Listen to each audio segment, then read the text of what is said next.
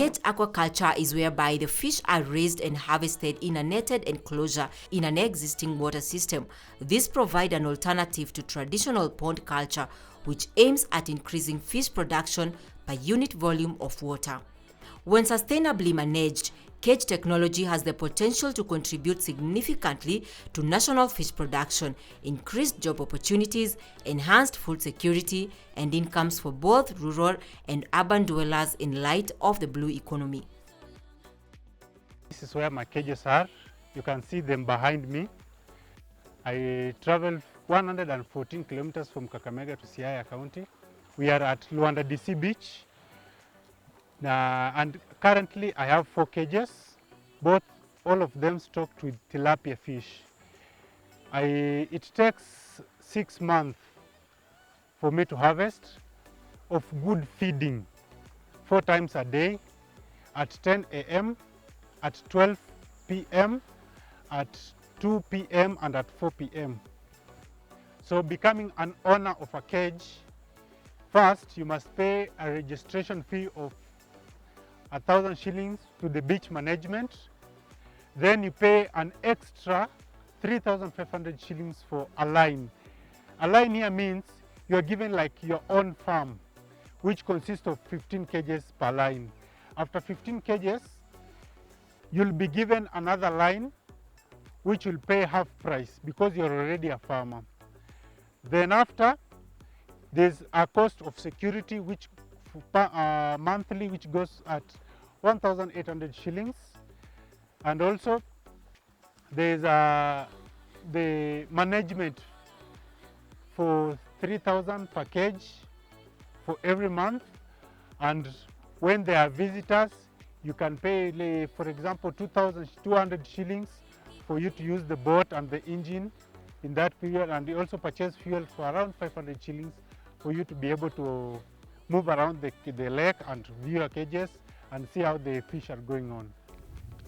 So in this whole process, I invested like 350,000, which consists of the feeds for the fish, the labor, the security, and the day in, day out visits. It is a highly demanding business, but at the end, with good management, it is high paying.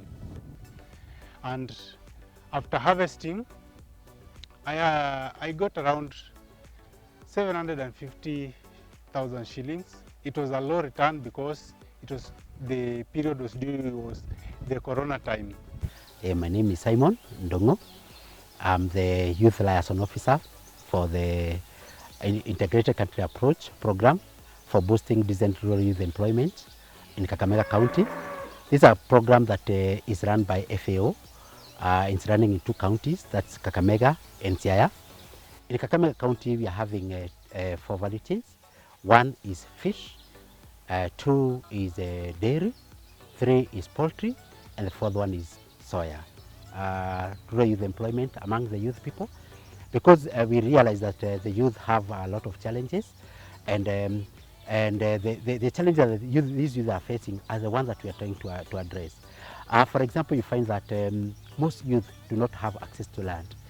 So that's one of the areas that we are trying to address by helping these youth access land for leasing, so that they are able to lease it and they are able to do their agricultural activities in a cheap way.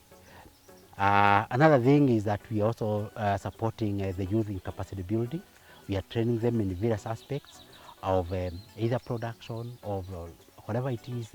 We are supporting them so that they are able now to produce for agribusiness, and we're also doing a market linkage to be able to align it to the needs of the youth, and so that the issues that the youth are doing can be addressed by the strategy.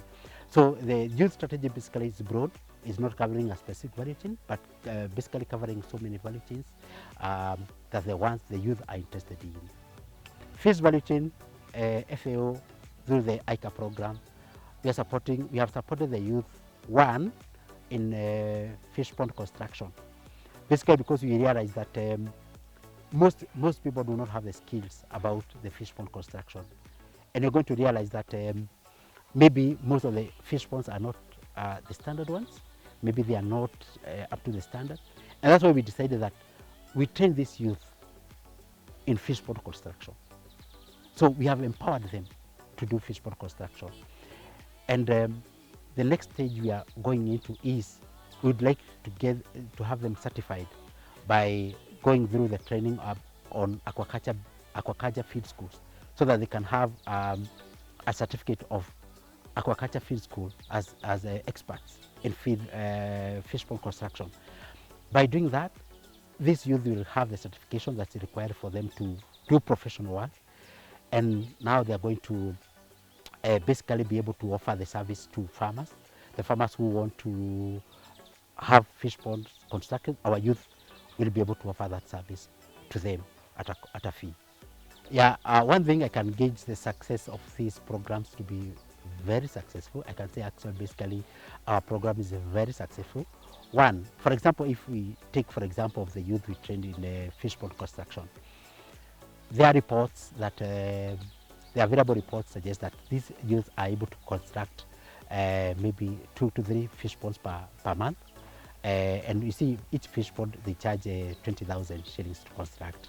So if the youth are able to do 2 to 3 fish ponds per month, so we are talking about an income of 60,000 shillings per month, which they could not be able to get had they not been trained on fish pond construction. Another aspect is that our youth who are doing aquaculture have been able to benefit from the trainings, and they have been able even to advance their skills in aquaculture. They have been able to produce their fish very well, and they have a market for their fish. We have linked them to the Kakamega fish factory, whereby the fish they are producing is taken to the fish factory for processing and exported. So basically, some of the fish which is being exported from Kakamega County maybe is coming from our youth, some of it. The youth are no longer talking about getting handouts. So this, the culture of handouts is fading away, and the youth are investing in their future.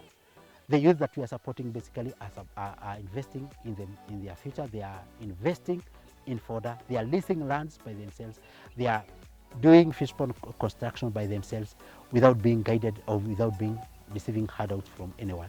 So that's the biggest success that we can see. What an incredible story there with Cliff Sitote right here from Kakamega County. But whatever has a beginning has an end. That brings us to the close of our episode today. And if you have a story that you also want to share with me, let me know through the email address that is on your screen. But until next time, enjoy the rest of your viewing.